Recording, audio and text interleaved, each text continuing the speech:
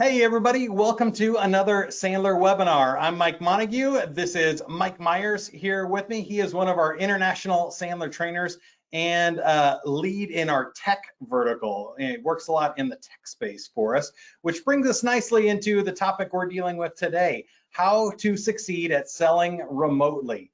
Sandler has been selling remotely for years. Half of our sales team or more is distributed around the world. We have over 250 locations in 29 countries.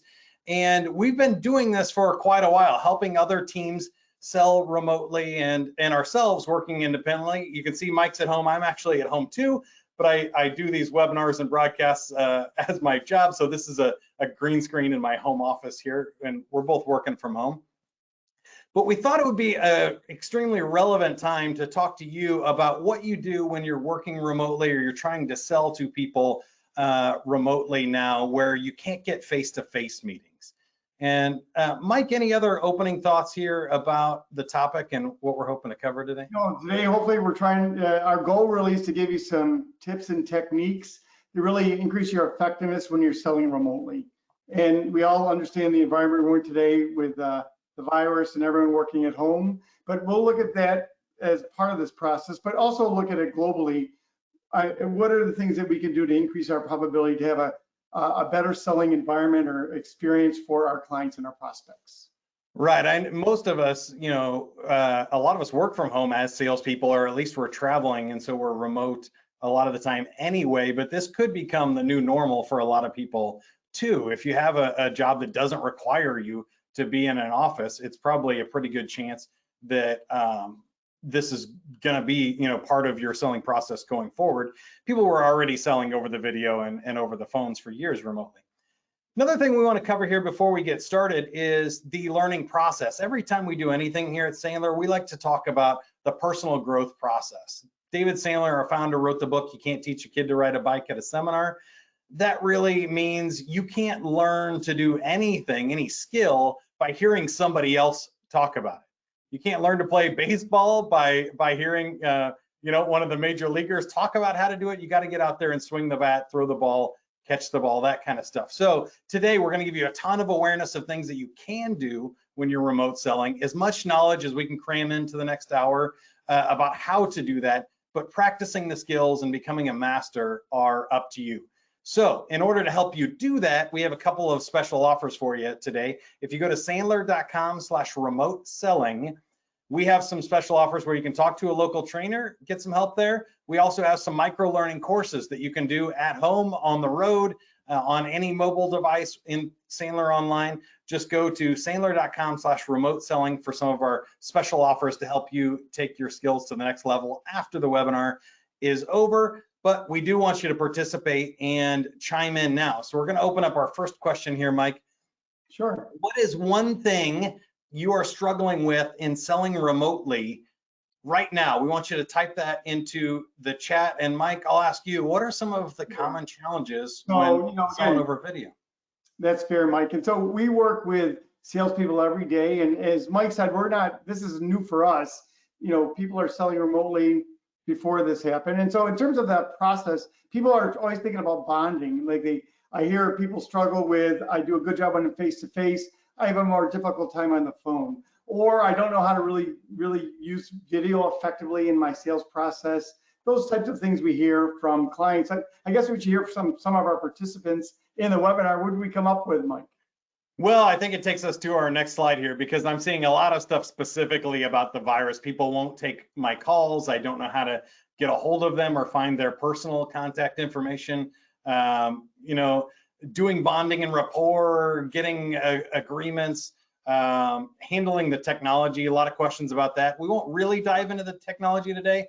I know Zoom and GoToWebinar and everybody are doing their own things about how to use the technology. We will give you some quick tips today, but we want to focus on the selling side of that. But Mike, we should probably start by addressing the elephant in the room, right? That's a great point, Mike. And one thing I want to, and kind of my themes with a lot of our clients is that this crisis is temporary, but we can make it permanent based on our thoughts and actions, meaning that, again, if we're here 3 months from now, 6 months from now, it's going to be a very different world. We'll have a new normal. But if we don't really respond to it today and really look at our behavior, our actions, and kind of change it up and begin to prepare. When things open up, we're going to be behind. So I really want you to focus on, from a selling perspective, is how do we get ourselves there? And we'll talk a little bit about that on the webinar today. Yeah, and I think it's important to address this because we all have that kind of innate response to any type of crisis, right? It's the fight, flight, or freeze. And I think also people have kind of been going through that grieving process of like, and everybody's at different stages. You can tell some people are denying still that it's happening. They don't think it's a problem. Most people have gotten on board that at least the whole country is doing the right thing and that they acknowledge that this is an issue at the moment. And then some people have already worked through to acceptance, which I think is personally where I'm at now because I work from home. So my day-to-day really hasn't changed that much. My job and what I do in and out, I just can't go out to dinner. I'm cooking more at home. That's not a big change for me for the next couple of weeks. So it was a little bit easier for me, but I know everybody else is in a different stage in the process. So we wanted to show you that in September 11th, 2001, things bounced back. In 2009, with the real estate crisis, things bounced back, and things will bounce back for you if you take care of your attitude, behavior, and technique that you mentioned. So Mike, you want to tell us about these three and how we can create some momentum? Again, we have some Sandler veterans probably on the webinar today, and they're very familiar with the success triangle. And really holistically, this is how we develop skills. We have attitudes, behaviors, and techniques. And today, especially in the current environment, we really have to work on that left side of the triangle, the attitudes and behaviors, meaning that what is your belief in your mindset? So if your mindset really is today that, I'm struggling with being able to connect to people and I don't know how to do it. And again, the goal is really about looking at your beliefs that are holding you back. And we'll talk about that in a bit. That behavior is really, we'll talk about this as well, is what are the activities that you do to make you successful, right? And the big thing we talk about is what is the consistent behavior you can put in place to really help you feel that new normal, right? Again, our ability to kind of put the right activities in place will define your success a month from now, 2 months from now, 3 months from now. At the end of the webinar, we're going to spend some time on techniques and tactics that will hopefully, as we said, increase the probability for success. Sandler's been around for 50 years. We have great techniques. We know they work, but it's really, if you don't have the right behavior and the right mindset, beliefs, and attitude, techniques are irrelevant. So we'll talk about all three to some extent as we go through the webinar today. And I would just add to that how important that these are, that they're connected and that they create momentum either positively or negatively for you. So if you wake up, you're having a bad day, you're frustrated with the crisis, you think nobody's going to buy from you, you don't even bother doing the behavior and attempting any type of calls. And if you're not attempting calls, you're getting worse at them, right? It's a use it or lose it thing. But if you're out there and you believe that people are still doing business, I just need to find them. You go out and make some calls, you'll learn how to make those calls better and your technique will improve, which gives you a win and a good result that improves your attitude and you start spiraling upwards with that. So let's start with the first one. How do we change our attitude? Yeah, so again, this is the reason this is here is really a lot of our beliefs are self-fulfilling prophecies, to Mike's point. So if we have that belief, we're sitting at home in our home office and we're saying, why bother? That belief leads to a judgment is that, don't really need to pick up the phone, or if I do pick up the phone, people don't want to hear from me. Then the actions are you don't, or you do it reluctantly, and the results is that you get exactly what you thought you were going to get. So many times we have to work on that belief first. And again, realizing that, as Mike talked about earlier, there's different types of companies. Some companies are just putting their heads in the sand and saying, I'm not doing anything until things change. There are a number of companies out there, many companies out there are saying, okay, how can I get better right now to position myself for success once we are able to go back to the new normal? And then these companies are looking to make changes right now. So your ability to find those people and find those organizations that are open to having conversations is going to be key. You're going to set the conversation up the right way, but it all starts with that belief. The belief that, I can make some momentum, I can make some changes, I can help people today that may be having some issues that may help them through this crisis, but then I can help them after the crisis is over. Yeah, any other beliefs? I think the biggest one for me is that there are buyers out there who are buying. It might not be everybody, it might not be the majority of people, but it never is in sales, right? My job is to make the connections, make the attempts, and find the people who are ready and looking to invest, right? And one of my colleagues had a great point. He said, it's not about prospecting today, it's more about outreach. Like it's outreach. And again, you have clients you can talk to, you have prospects you can talk to, and just, I would be open to helping them. Say, is there anything I can do to help? That's your first thing that you want to talk about. Again, I can give you one quick example is that we had a specific client who was calling up companies in the engineering space, and they were struggling with working remotely. And their technology, their solution helped them connect to other engineers. So it was a perfect call because he was helping that company right now solve a problem so they could be more effective. And they needed it right now. So again, you have to really think outside the box, think about ways that you individually or your organization can help people, not only today, but in the future. And I think that takes us right into behavior. So we put some great ones on the screen. You might want to take a quick screen capture, a picture of this one at home, or jot down some notes for you. How are your behaviors changing in this time period, or changing when you're selling remotely? So we can't do networking events, in-person calls, travel, event marketing, things where we're bringing a lot of people together, but we can do some great behaviors in this time period. So you want to talk about behaviors here, Mike? Yeah, and again, we always talk about from a seller perspective is we want that consistent behavior. Consistent good behavior eventually gets a good results. But the first thing I did when this happened is I said, okay, what are some new types of behaviors that I can put in place? Because I travel all the time, just like Mike does, and I'm spending a lot more time, in the office, on my computer. And one of the things, just as an example, there's a website called company called G2 where they do reviews for technology companies and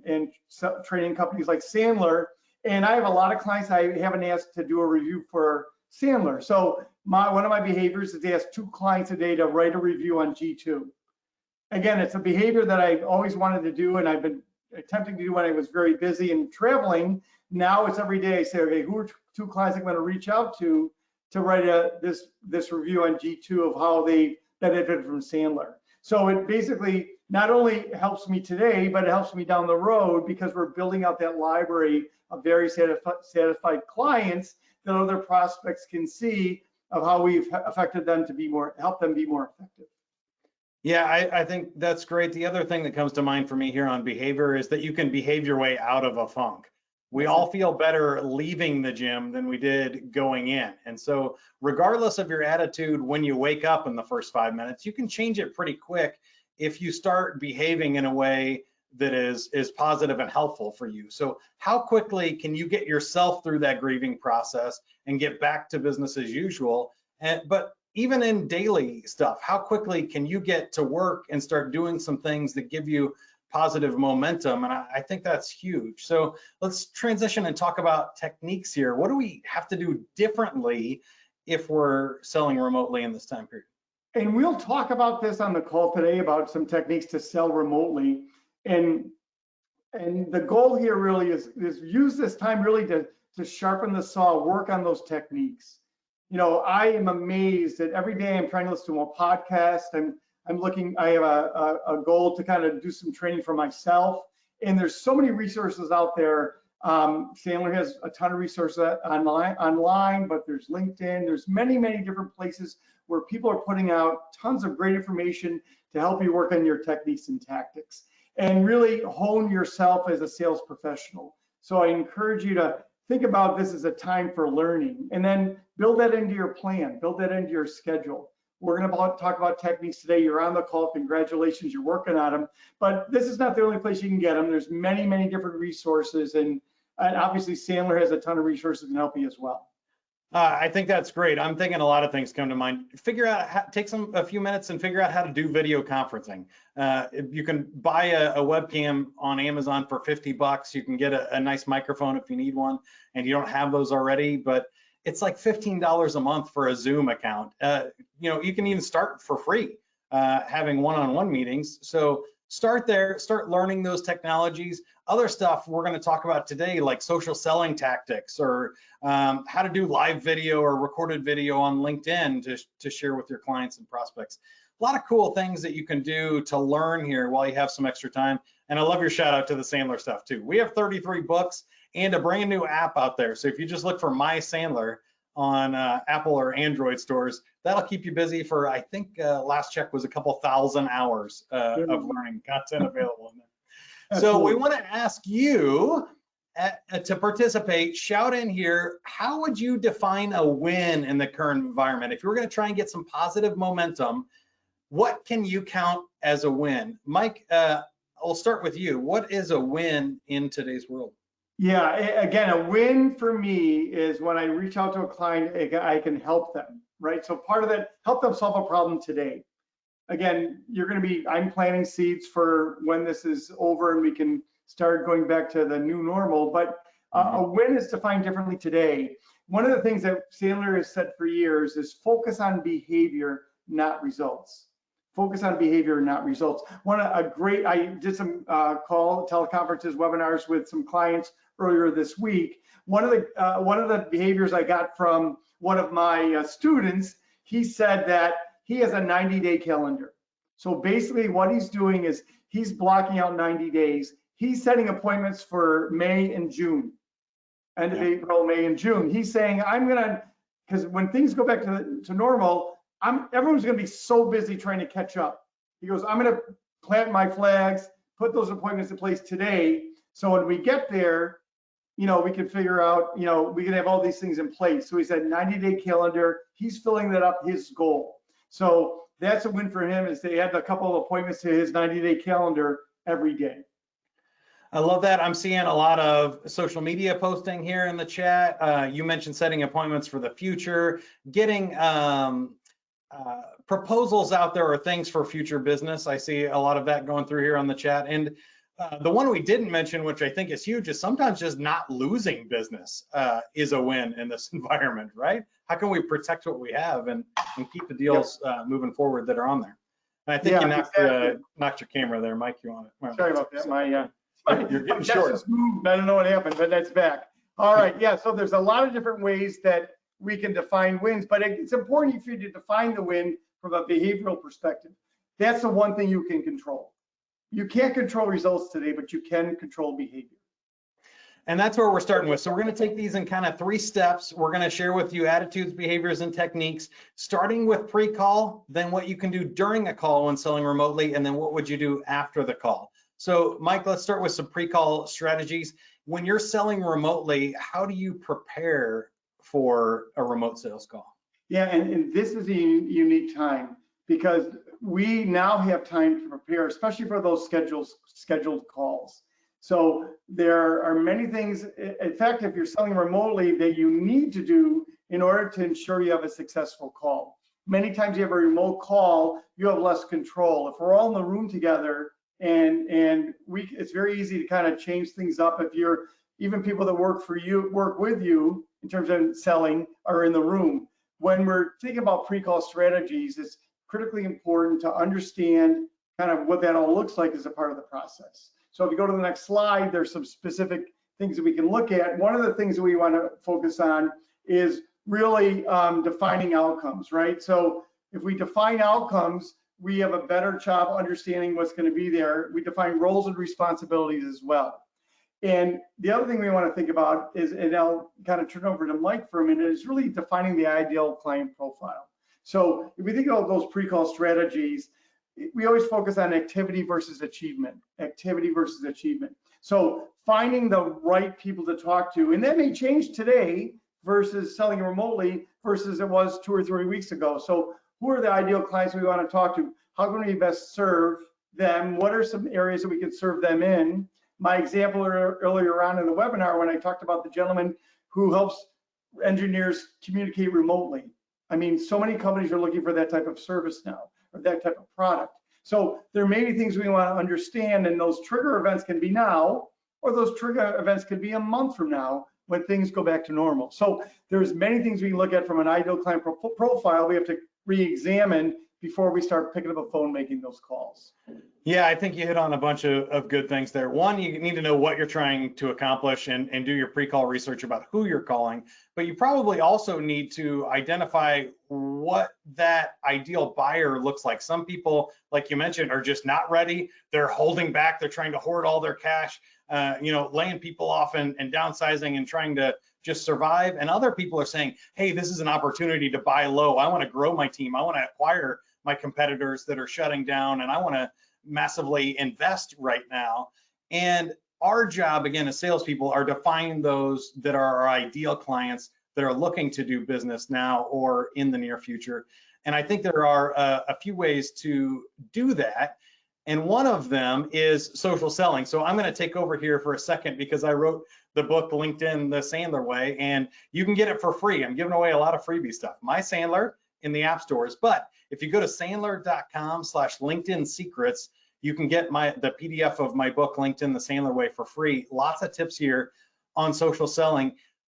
3 things that I think we should hit today. One is, if you're sitting at home and you're looking for some right behaviors or how to prepare for your call, think about these 3 things. How can you add more people, opportunities, and information to your sales pipeline today?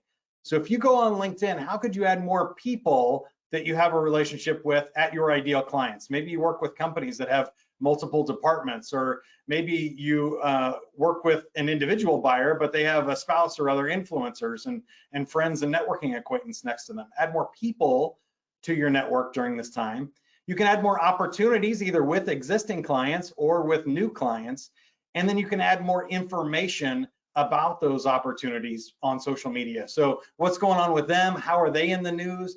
I know, we work with Medtronic and Thermo Fisher Scientific. They've both gotten shout outs from the president in press conferences and stuff. There's a lot of news going on in the medical industry, right? We should be paying attention to that and not be tone deaf about what's going on out there. Same thing for you when you're calling on your clients. Just a quick search on social media will give you a lot of information to help. And then I think get prepared to do outreach cold. So people probably are not picking up their office phone unless they figured out how to, forward it to their homes and things. So everybody and they call on in every industry is going to be a little bit different.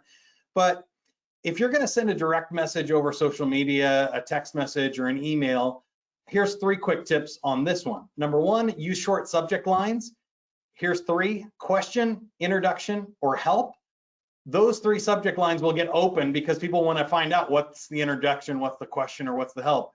When you see subject lines in your email that are more than 5 words long, those are marketing emails that are spam. You can just send those directly to junk. I know from experience, and we all do now for like 30 years of email, long subject lines are fake because human beings are lazy. They write short ones.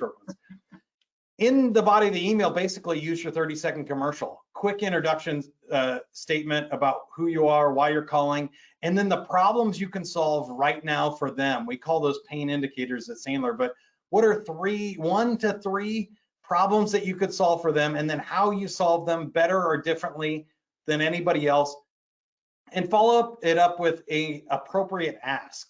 So you might not want to ask for a 3-hour face-to-face meeting or a board meeting right now. That's, again, a little tone deaf. You're not going to get great examples. But if you ask for a 15-minute Zoom call to find out how they're doing and if there's any way that you could help, that'll probably get a better response. And then, as always, we need to have some sort of follow-up sequence, because one email to somebody, especially in a crazy time where we're all getting hundreds of emails and messages from the CEO about the coronavirus every day, one email is probably not going to cut it. So it's going to take a follow-up sequence here. And Mike, I think this is back where you can get involved, because I know you help people deal with this all the time. No, and that's a great point. And I'll tell you, one of my clients told me that he was trying to get to 3 CEOs that were part of a sales process for him, and he was having a difficult time. And he just picked the phone and called them, and 2 of them picked up the phone. He had a very good conversation with them. Again, he wasn't tone deaf. They talked about the environment, what was going on today, but he had a really good outcome. So today it's much easier to get a hold of these people because they're at home just like we are, and they're trying to get their jobs done, and your ability to reach out. And most people aren't. Yeah. So your ability to reach out, make a connection, Again, in this case, they had a little bit of a relationship there. To Mike's point, maybe send emails. And again, the cadence, and Mike knows this as well as I do, it takes 5 to 6 touch points and maybe different touches, phone, voicemail, email, in-mail, before people really engage. So just get those touches in, focus on that behavior, and then kind of build up that pipeline. Again, if you have something relevant to talk about, people will want to talk. People will spend the time. And again, be careful of the ask. The ask isn't about maybe about buying today, but it's really just about having that 15-minute conversation. Again, what defines the win? Again, you can win every day if you define win the right way, and you build that foundation of your success after this is over. Absolutely huge. And our last tip here for the pre-call plan is the pre-call checklist. So you mentioned, what are we hoping to accomplish? Who's going to participate in the meeting? How much time is available? The decision that we want to be made at the end of that meeting. So we're not just being professional visitors, even virtually. We want to have reasons for our meeting. And then, did you double check your invite, make sure everybody got the right links, that everything was set up and people confirmed for the meeting? I think it's always great to double check. But Mike, I know this is one of your well, not pet peeves, but sure, go-to moves here is the upfront contract and setting an agenda for the meeting that gets outcomes, right? Yeah, so that clear future. So the goal really, and we'll talk a little bit about upfront contracts in a bit, but really, again, if you think about it, that clear future, that what was going to happen at the end. And again, it may not be a sale, but it may be a 10-minute check-in call on May 7th to see where things are. So the goal really is to drive things forward. So we always say you want a yes, you want to know, or a firm future commitment. Most of the time you're going to get a firm future commitment or a clear future, like a date, time, purpose of our next call. And it could just be a check-in call. So again, it goes back to what do we define as a win? Our ability to understand that in our pre-call checklist. What does a win look like? And then share that with people that are with you on that call from your organization, so we're all rowing in the same direction. Awesome. Now, this is one of our super kind of super secret, like ninja moves here at Sandler, and Mike is also one of the best at this. We call it the biggest fear technique. So I want to ask you on the webinar here as a participant, what is your biggest concern about your next meeting? The biggest concern or biggest fear technique is bringing up an objection before the prospect does, or bringing up your biggest fear so that you can deal with it up front. So as you type those in, Mike, tell us how we can use these when we're setting the agenda. Yeah, so that's a great point, Mike. So the biggest concern or biggest fear is not about my biggest concern is you're not going to buy. I mean, that is, but you're not going to bring that up in the beginning because you haven't really talked about how you can help them and you haven't really come to that conclusion. But it's more about the process. So, hey, the biggest concern can be many, many different things. I mean, let's take out the crisis today. But you think about it, for example, if you're in a meeting and you know other people need to be involved in the next meeting, that could be a biggest concern in the front end. You could say, hey, Mike, one more thing before we get started. My big concern is usually when they bring in our solutions, it involves a lot of other people. So at the end of the meeting, we feel like we want a next step. Can we spend those last 5 minutes kind of talking about who else needs to be involved on your end and my end? Because I want to make sure that we kind of include them in the next meeting, right? So, one more, I'll just give you, sometimes they end in the gray. They go, thanks for your time, Mike. We'll get back to you. Like, we want to avoid that. We want to get some clear, again, it could be a check-in call in a month, but we want to get a clear next step if we can get it. So we bring that up at the beginning. We say big concern is that we end in gray and we don't really nail something down if we want to. Yeah, I want to be clear and add to that biggest concern can be anything. So if you're afraid that the budget's dried up, if you're afraid that there's decision makers higher up that you haven't met yet, if you're afraid that they're too busy right now because of the virus, or you're afraid they're going to cancel the agreement because of what happened, bring those things up front. And those are some of the ones that I'm seeing here in the chat. But Mike, I think we should address some of the biggest ones about, like, we're too busy right now. We need to put this off. We're completely uncertain. There's no money coming in.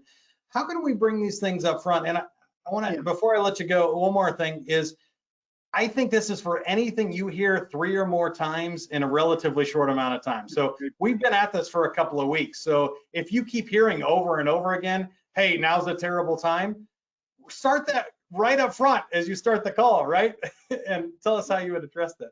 No, Mike, you took the words right out of my mouth. I think a key thing is really from that is really, address the elephant in the room. I mean, I feel like saying, hey, last thing I'm trying to make you feel like I'm trying to sell you something right now. I know there's a lot of uncertainty. My goal is really just to connect with you, see if it makes sense for us to build a relationship. And again, we may talk more about what we do together after this is over, but that's really the purpose of my call. So again, we don't want to be tone deaf.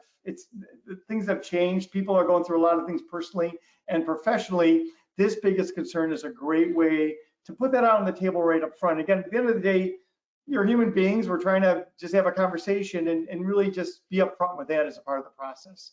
The minute we feel like we're trying to sell something, we're going to have very short conversations from my perspective. That's awesome. So now we're into the call. Let's talk really quick about some best practices for remote selling. Both you and I, we dressed up today, even though we had nowhere to go. That's right. We have our cameras at eye level. We have light in front of us instead of behind us. We don't have the camera shooting up our nose. We tried to work on our sound and connections as best we could today. Hopefully it sounds great for everybody. Other, good tips on working remotely and making sure that we're set up?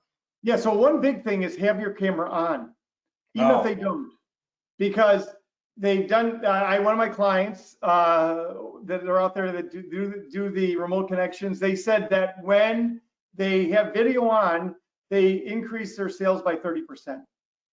And in many cases, the prospect didn't have it on, because they see your face, they see Mike nodding, they see that your expressions, your active listening, and it just makes it more personal. And many times, if you put your camera on, there's reciprocity, they'll put their camera on as well. And again, we're just trying to find ways to connect to people today. Mike talked about some of the key ones is light behind you, and then you're going to be all washed out or be a shadow. So natural light in front of you if you can. I'm in front of two windows, and sound and all those types of things are important. But again, just use that camera. I can tell you one thing that I am pretty confident in, that the way we are selling is going to change dramatically. Mm-hmm. Many more companies are going to do this. They're going to do everything over video, because they're going to do this for a month and a half. They're going to say, hey, we can shave a lot in T&E, travel and expenses. Let's do more video calls. I just had a call with a major technology company. There were 10 people on that call, senior management people from around the world, and we had a 1-hour call. So this can be in a very effective way to supplement face-to-face and use these in terms of remote selling. Get used to it and get good at it, and make sure you kind of figure out ways to connect. I mean, it's just like face-to-face, but we're just doing it over technology. Well, that's what I was going to add for you. There's no excuses anymore. I don't care how old you are, how bad you are at technology. I did a video chat on Zoom with my 90-year-old grandmother for her birthday because we couldn't go see her in the home. So, figure it out. Learn the things, have your kid or grandkid teach you. Everybody's at home, figure it out and take the time to learn it. Now's the time. The other one I think is eliminate distractions. That means closing all the other apps, anything that blinks, dings, vibrates, gets your attention. Focus on the buyer. That's what you're getting paid to do there. So close all the other windows, shut down email, and just focus on having a really good call. And I think that takes us to our next slide here, Mike, which is how do we open this up and start the conversation, especially in this time period? And we've already talked about that to some extent.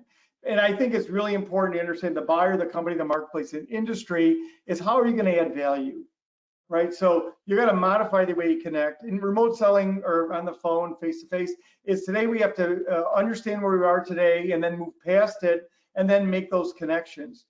And again, another example I can give you in terms of one of our clients helps people in terms of communicate via email across all of their clients. And so they have different technology they use to help them do it, and small businesses don't have that technology. So many don't have that technology. So they're really having a lot of outbound calls saying, hey, can we help you more effectively communicate with your customers today? Let them know if you're open, if you're doing things you can do. And again, find those ways to connect that are going to add value. Again, always think about how can I add value to the person I'm talking to on the phone. Sometimes you can, sometimes you can't. I think a really, quick, easy opener is just, hey, how has the coronavirus and the situation right now affected you? Hear that story, respond, listen, empathize, and then say, what about your company? How's your city doing there? What does this mean for your industry? Are things on the way up or on the way down or sideways? Just, again, acknowledging that elephant in the room or bringing it up. But I also think we're starting to move past this. So as we get over the next couple of weeks, it's kind of become cliche, hope you and your family are well and everybody's reaching out. And so I think, if it's the first time you're spoken with them, you might just say, hey, how are things? Everybody holding up? I want to make sure I'm not insensitive, but quickly move on to business and get the conversation started. And that takes us to our next slide, the upfront contract. Right. So again, expectation management, especially now, is key. Right. So in Sandler, for those veterans know what upfront contracts is your ability to set expectations on a call, but especially in a remote selling. So how much time do we have? Again, let's talk about a scheduled call first. Like, let's say we have 30 minutes for a call. What is your role as a salesperson? What is their role as a prospect? And what are possible outcomes that we could have out of this interaction?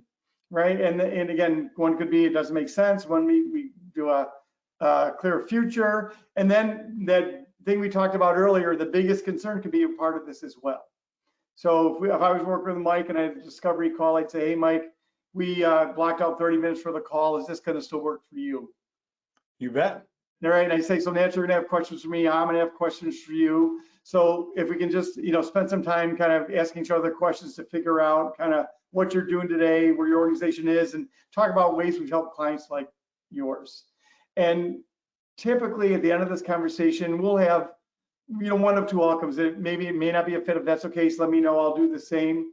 If it is a fit, can we spend the last 5 minutes kind of talking about some clear next steps in the process? What do we want to do next? And it could be, a check-in call for a month from now, if that makes sense.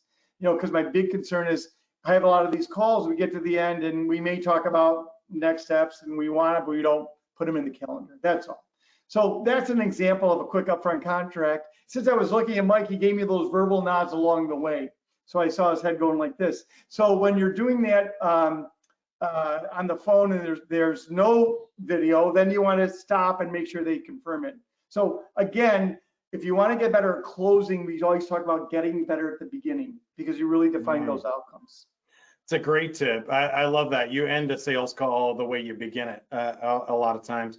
And we didn't specifically mention what's on the slide here, but the upfront contract has always been kind of an interesting term at Sandler because it is upfront, but upfront means before you run into the problem. And so that means on all calls, at the beginning of the call, at the end of the meeting, setting up the next call, in your emails and calendar invites, you put what's agreed to and what you're expecting to happen in the summary and follow-up emails of what we agreed to. Is this what I heard? Confirming and getting permission to continue the sales process as we go through. It's a hugely powerful technique. And if you get really good at asking for permission about what's going to happen, following through, and then asking about next steps and outcomes, man, you're gonna have a lot more fun in sales, I think, for sure, right, Mike? That's right. You're always going to be driving for those outcomes. And remember, no is always an outcome, just like a yes. If you focus on outcomes, you'd be more successful.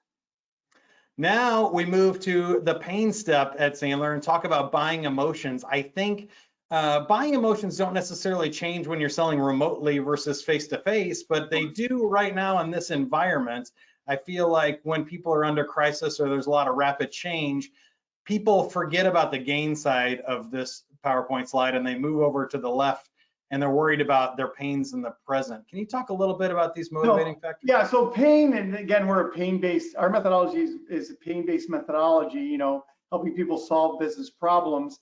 And especially now, that's why video can be so important, because if you're seeing someone's face and you can make that connection much more effectively here in the pain step. And again, to Mike's point, is that pain in the present, pain in the future, it's critically important. And again, if you can help them now solve a pain, solve a problem, they're always going to remember that.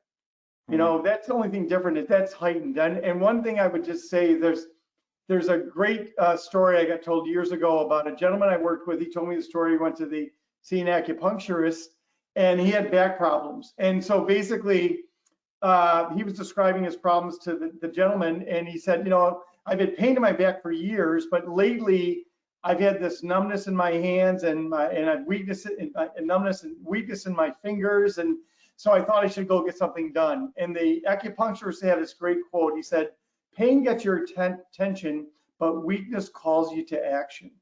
So I think this is really, there's a lot of weakness out there today. People are vulnerable and they're just looking for help. They're just looking for ways to be more successful. So this is really the pain step is really more about trying to find ways you can help solve problems for them.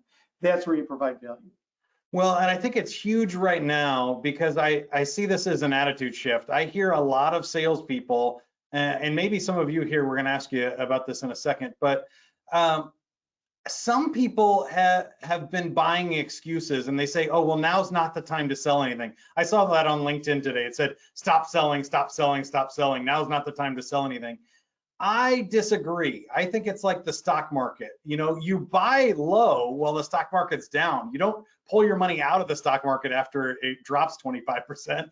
That's a bad move. Instead, you want to invest 25% more because when it bounces back next week or next month or next year, you get greater returns. And I think same thing goes for selling right now. People are in more pain than they have been for the last, what, 8, 10 years, 12 years? Yeah. So there's more opportunity to sell and connect with people on relevant problems and extremely important problems than there has been in recent memory. I mean, I don't want to be tone deaf, but do you agree there, Mike? And how do we get a right attitude? I think the important distinction here is in Sandler, we talk about helping people buy versus selling. And so it's really a pull strategy, not a push strategy. Like when you're helping somebody buy, they've got a problem that you can help solve. What I think does not work, and when they say stop selling, is a push strategy. Let me give you the 47 reasons why you should buy my product right now. Yes. And that's never going to work. It doesn't work now. It will work a month from now. But so it's really about understanding that pull strategy is a critically important part of the process. So I want you to chime in the chat. What are some objections you're frequently hearing right now? And Mike, I know you're going on sales calls every single day yourself. What are some things you're hearing out there and how do we address them? So yeah, and again, objection handling is really more about understanding, right? So our goal really is to understand where they're coming from and see if we can solve it together. At the end of the day, you can't overcome objections, only they can, but you can help. So I'll give you one example. I talked to a client today and he said, listen, we just signed a big contract, and he got a phone call that said, you know, they gave us $50,000, but we can't, we're going to stop, right? We're not going to pay the other 50. We're going to stop. And so he just said, let's talk about it. Let's work on this together. He said, because again, we could see what we could do for the $50,000 that you already paid us and try to figure out a solution to solve that problem that's still going to exist a month and a half from now. Let's start solving it right now. And then we could talk about what's going to happen a month and a half, 2 months from now, and be flexible, but build a partnership. So it's really more about understanding the intent of the objection and then really getting prospects or clients to tell us the truth as a part of the process. Yeah, I'm looking in the chat here and I see a lot of them. Our basic objections we hear every day as salespeople, they just seem to be louder and maybe we're believing them more than others because I see things like we don't have any money, we don't have any time, our business is down, we're not hiring people, all of the same normal objections. Do you have any ideas of like, I love Austin here typed in the chat, the pattern interrupt or a mental mind shift question, like how can we ask a question to allow them to reframe it? Because I love being aggressive on webinars and stuff like this because I don't actually have a buyer to do that, but I want to be like, did I ask you for any money? Like I didn't come on here saying I need you to send me a check. I came on here saying, how can I help you? And I want to challenge them nurturingly. Can you help me role play that a little bit? So again, a lot of what we're talking about in Sandler is really a softening statement, or like, hey, probably not the case here, maybe it's me, but my goal is not really it may not even make sense for you to spend money. My goal is really to start really building a relationship. And again, if we get there, we get there at some point, but I don't want to define you having to invest money until we understand there's a solution that you need or we can help you, right? And a lot of things that you hear, like people say, we're not doing anything until things are over with. Right. And so my goal would be say, so when you're not doing anything, let me help understand what that means. Because anything could just be, I guess, sit in your office like with your hands over your crossed and do nothing, or are you still going to explore things? Are you still going to figure out different solutions that you need to solve once we're all back to normal?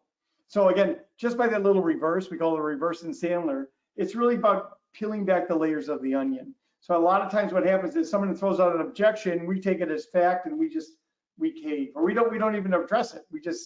Or start to sell even worse. So our ability to kind of understand what they're saying, get to the intent, and really mindset is number one rule in Sandler is I'm financially independent, don't need the business. I want it, I don't need it.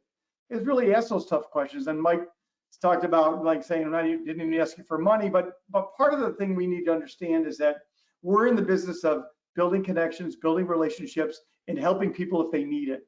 We're not trying to sell something they don't need, and that's where objections really come from. Yeah, I think you hit on two big things for me that I want to highlight for everybody. One is taking it to the extreme. You have no money ever for good, we're done, I should never call you again, or no money right now, we should talk in 90 days and we can put something on the calendar for 90 days from now. That's a different, looking for any type of opening or movement back helps. And then I love what you said about bringing the future back to the present. That's a Sandler rule. So let's pretend that this crisis is over, everybody goes back to work at the office. Let's say in June, what would it look like in June? Would this be something that you would want to put back on the table, or is it completely off the table for 2020 now? I think those types of questions allow you to start looking for more information, right? And people put themselves in the future state. That's a great technique, let's pretend. Let's pretend we do this and you love it, what happens next? Or let's pretend we're through this, what happens next? People automatically go there. And when they go there, then we have the ability to say, okay, let's talk about there. And then they can kind of reframe it, like I said earlier, reframe the question or the answer in a way that makes sense for a month and a half from now, not today.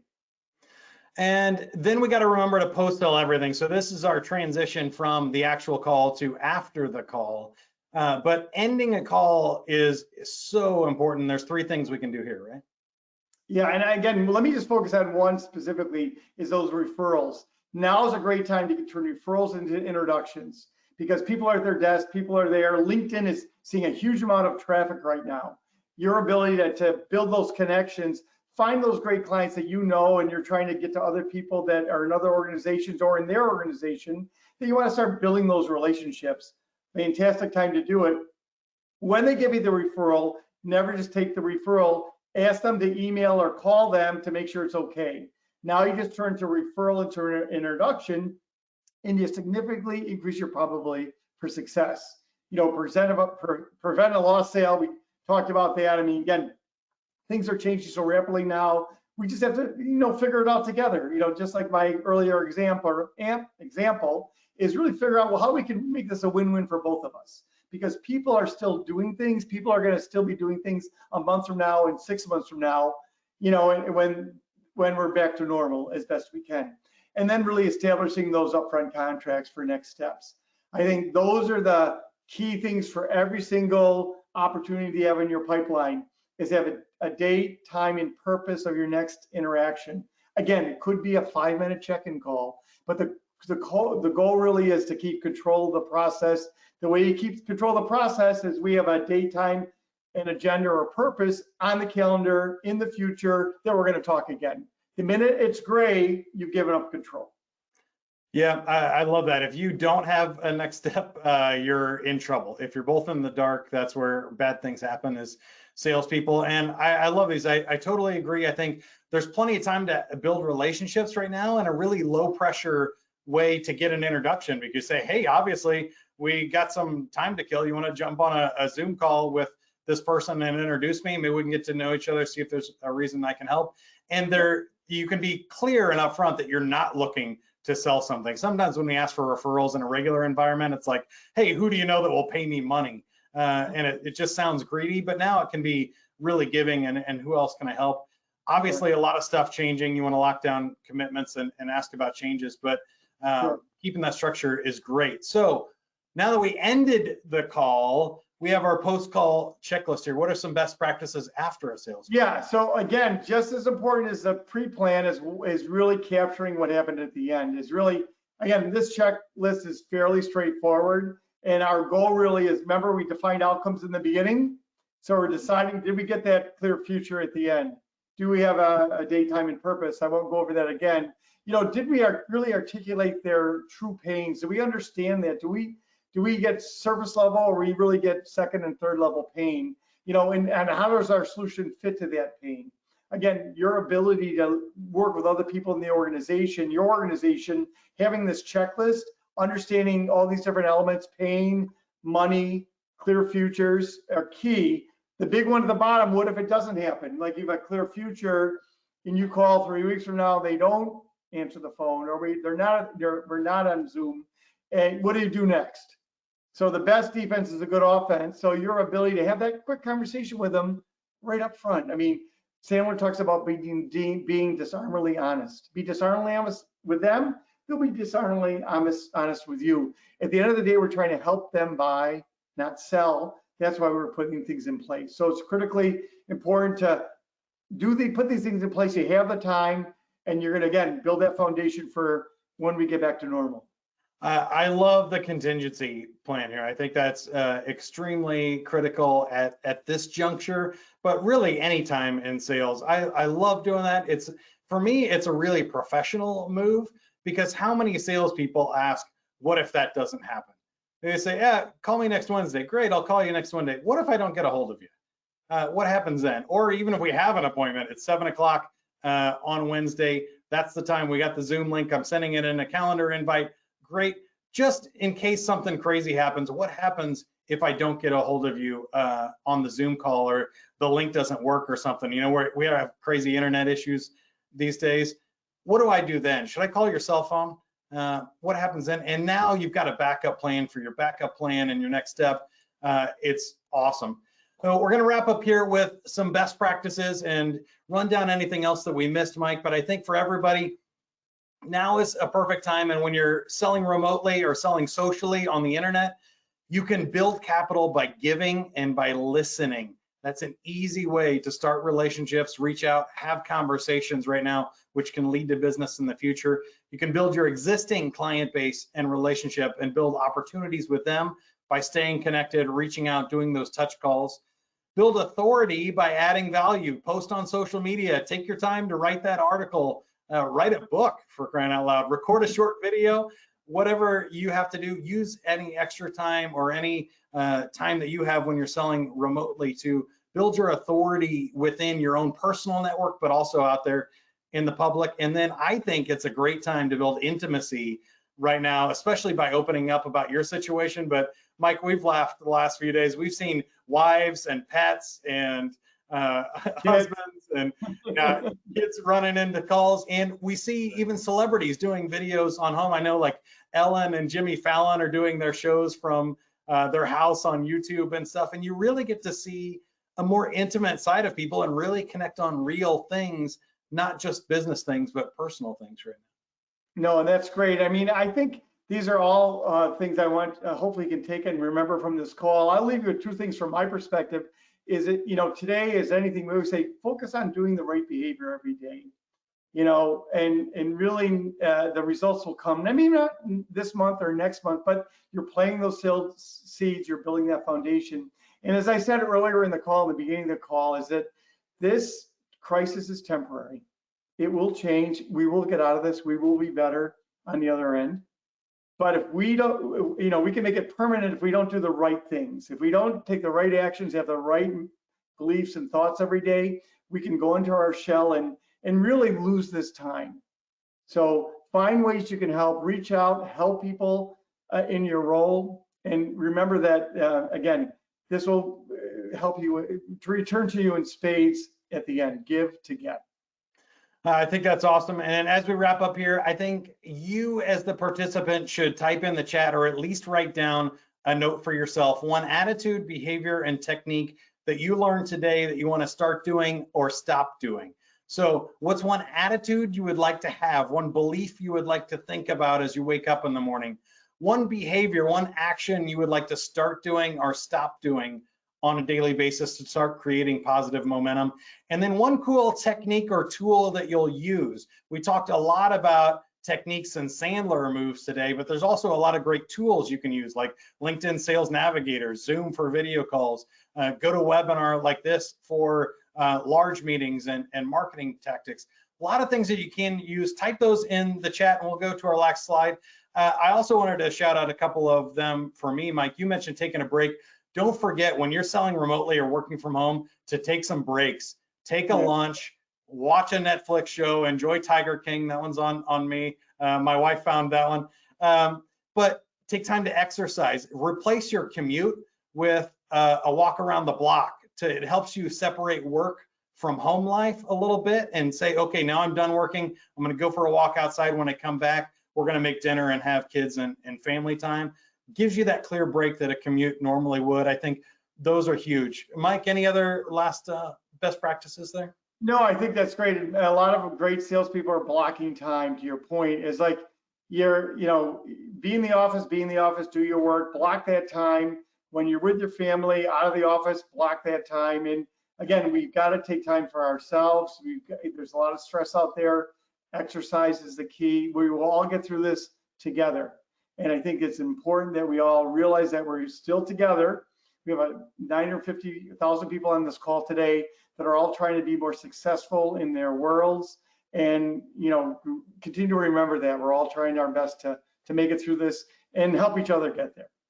And I'm seeing some great stuff in the chat here. Obviously, get outcomes, schedule appointments for the future. The attitude that some people are buying out there is great. You are a help as a salesperson. You're not interrupting or being intrusive in this time period. And all that stuff is great. I appreciate you guys for sharing. And I wanted to give you a special thank you for attending today. If you go to sandler.com/remote selling, you'll see a special offer on our micro learning classes. And so when you're laying on that landing page, it'll give you all the information. You can also connect with a local Sandler trainer if you don't have one. I also mentioned our new My Sandler app and Alexa skill. So Amazon, you just on any Alexa device say enable My Sandler, and it'll get that started, and you can start a tutorial there to show you how to do voice activated sales training on any device, but also the My Sandler app in the Android and Apple stores you can download. And here's the micro learning collection. It walks you through the stuff we talked about today: bonding and rapport, upfront contracts, questioning strategies, pain, uncovering budget, decision-making process, closing the sale, negotiating. And these are really quick lessons that are just a few minutes long, like 6 minutes here up to 9 minutes, to help you work through and practice some of these techniques. Mike, I love what you said about time blocking, time to learn, to exercise, to prospect, all of the important things that will set you up and give you a momentum so that when we come out of this and the rest of the economy and the world comes out of it, you come out like a slingshot. You're ready to rocket out of this thing. Absolutely. And you don't have to get your gears rolling, right? Right, absolutely. Well, awesome. Thank you guys again for being here. Our thoughts are with you, your family, and your businesses. If there's anything we can do to help, reach out, sandler.com/remote selling. Until next time, be safe, wash your hands, and good selling.